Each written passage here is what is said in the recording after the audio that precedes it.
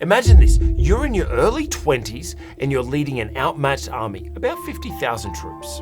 And your opponent, almost 250,000 troops, better tech, better terrain, more money, more everything. And your advisors are telling you better back off. But you say, no, I've got a plan.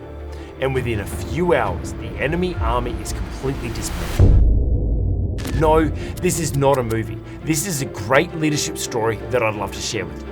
The larger army spent weeks preparing. They cleared and flattened the terrain, extended their front lines. They were ready to overwhelm anything in their path. The underdog army shows up and starts drifting right. Yep, just slowly shifting. No attack, no defense, just drifting. The bigger force stretches to follow them, thinking they're retreating.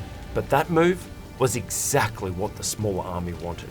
When the larger army extends too far, it opens a gap. Right in the middle.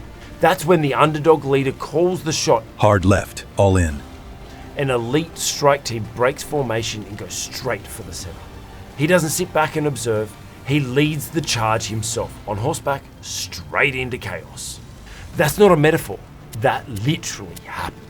They break through, they hit the command zone. The head general of the massive army, gone. He bails, just exits the battlefield. Without leadership, the whole line falls apart.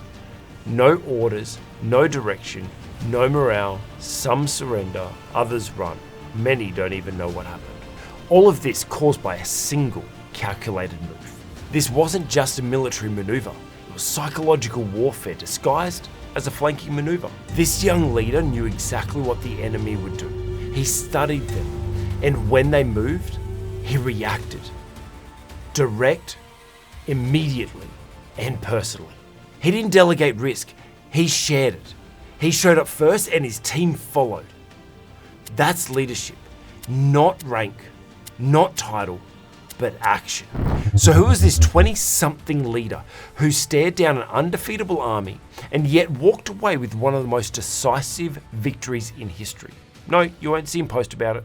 He didn't go viral, but what you will find is his strategies are studied to this day. In war rooms, in business schools, in leadership programs. What's his name? Alexander. Alexander the Great.